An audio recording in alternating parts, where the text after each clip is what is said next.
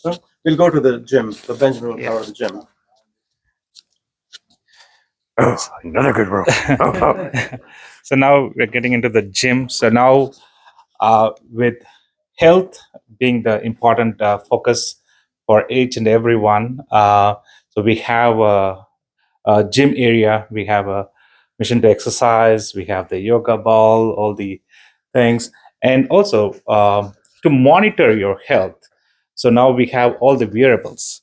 So we have this solution as Iridomax RT595 based solution, which is targeted for wearables. It's a low power solution, and actually it has voice enabled. It has connectivity, and it has a precision microphone solution, and you have this watch. So I will try to show you something here. Hey NXP, what's the weather today? So you can talk to your wearable, and it can show you the weather. And hey NXP, show me my flight ticket. Hey NXP, show me my heart rate. So like all the other demos, it's important to note that these are development boards. Everything fits into the size of a watch. yes, So that's correct. So this is the development platform. yes, So NXP works with the partners and customers to come out with this wearable Mhm. to have a low power solution. And we have the AR glasses. That is yes. also The Ray-Bans. we are working on. To these technologies can go into the AR glasses with we have wireless Bluetooth low power audio, low energy audio, and we have the cameras integrated, and you have the wave guides. So these solutions can go into any kind of variable.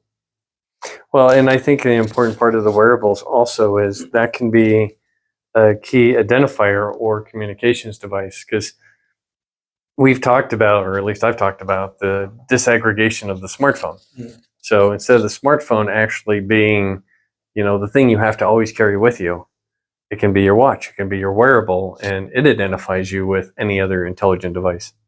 Yeah, I think, Jim, one of the things I wanted to touch on is we see the smart home evolving, right? It's becoming more autonomous, independent, decisions being made locally.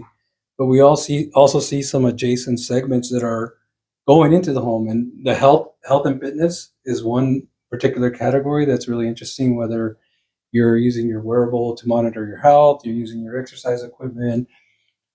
There's mega trends around aging in place. Yes. So people, you want to monitor their health. You saw the activity around the sleep bed as well. So I think all these trends that are happening outside of the home are also now starting to come into the home as well. Yes. And as well, you saw in the garage that even the vehicle is becoming part of the home ecosystem as well. So I have to ask you the $1 million question here. Mhm. Obviously, we've seen this, and I can pick out certain things about, obviously where AI is being used. Well, let's just take a step back. Some of the key technologies are definitely the controllers, the processing capability, the efficient processing capability, the sensor technology, and definitely AI. Definitely in terms of object or person recognition and memorization, stuff like that. But, what are you doing from the AI perspective? Because obviously a lot of these things have it. Mhm. And, now we're looking at generative AI and how that's going to impact. So can you talk a little bit about how Gen AI is changing, or how AI is changing this as well? Yeah, I think the Gen AI is definitely evolving at a quick pace. Mhm. And you saw examples of ML AI, whether it's in your access control, whether it's presence detection and locationing of people within the home, even the use cases around the coffee machine. But yeah, we see that as being a huge part of the evolution of the home, and in particular, even in the autonomous home, you want to be able to have an environment that's convenient, comfort, and that's what users are expecting. So we definitely see generative AI being a huge part of the Well, in having a fully connected system, that AI assistant theoretically could follow you throughout the house. So it's not just doing stuff for you, it's actually talking to you or asking you questions as you go along. Right, and also even predicting, right, Mhm. and identifying your preferences and adjusting whether it's the light or the music or the shades in the room or the audio, as you mentioned, the music or the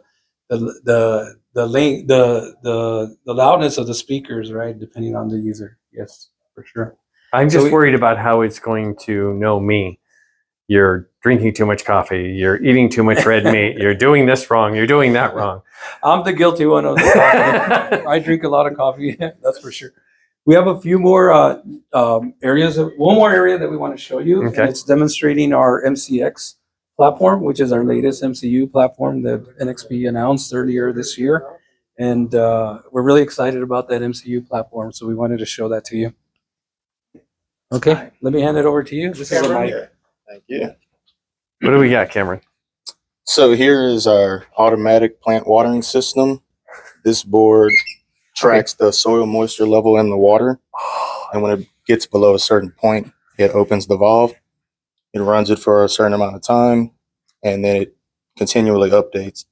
So if the water ever gets above 60%, it'll automatically shut off because that's all the water it really needs. That's actually really cool. You mean no more, well, no more me killing my wife's plants? Right. Right, does everything itself. No more overwatering. And that's, more letting that's them die. well, and that's somewhere on the dashboard as well? It will come in there. Not yet. Oh, okay, not on the dashboard yet. Yeah, but this is the new thing that Cameron just added, and that's based on the MCX standard. Well, it's important to note this is a working lab. So, I mean, you guys are constantly adding stuff to this, changing it around. And I'm assuming some of your partners are coming in and going to be working in here as well. That's correct. That's correct, Jim. So we have partners, we have university students, we have our customers.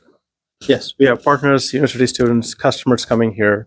And Jim, as you noticed in the lab, we have furnace spaces. You went through the living room, you went to the kitchen, you went to the bedroom, media room, gym, the garage. So we have these immersive spaces for our engineers to actually solve these complex use cases that all the homeowners find. And not only that, the lab has the infrastructure, which is like, you want a network to run here, which is as real as possible. Yeah. So we have a proprietary automation system. We have a open source do-it-yourself system. And we have Matter-based network running here. So our engineers can actually think about their next things. For example, Cameron is working on this water leak system. So he can now test it with all these three infrastructure pieces here. So he can actually see how it operates and how it does the interop with either a Matter network or with a DIY network or with the proprietary automation system. Okay, you had me until you said university students. I'm just afraid this is the next intelligent frat house.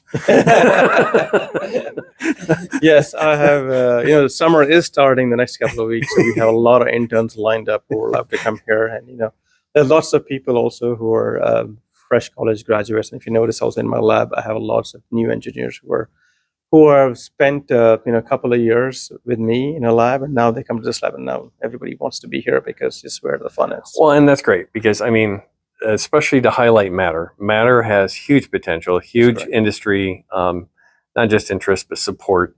But we've seen some devices coming out supporting it, but it's not really, it's not across the industry yet. So this is very much early adoption and early solutions that we're seeing here. That's correct. But what do you think, we saw a whole bunch of solutions here today, when do you think this smart home is a reality?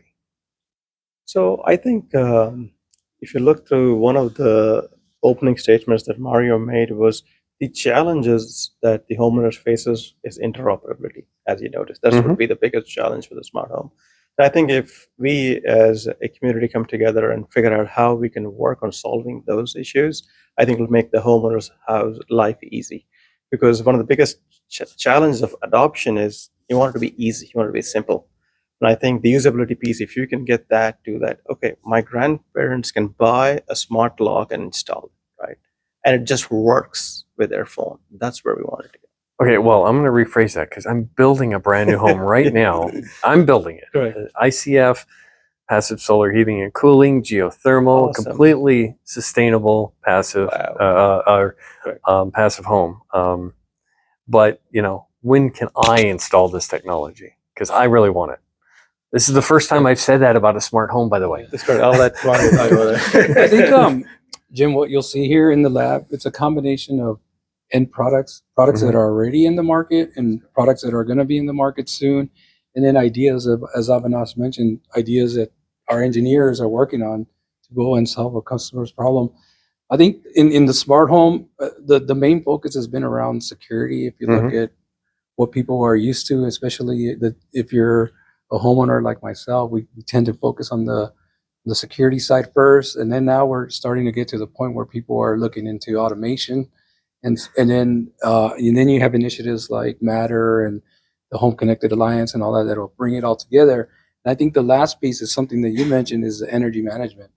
Once you tie all the energy management into the home, and how can we have a more sustainable home, I think you'll see a big push in the market to make this a reality. I've been impressed with Schneider Electric and some of the stuff that they're doing. Yeah, this will be great.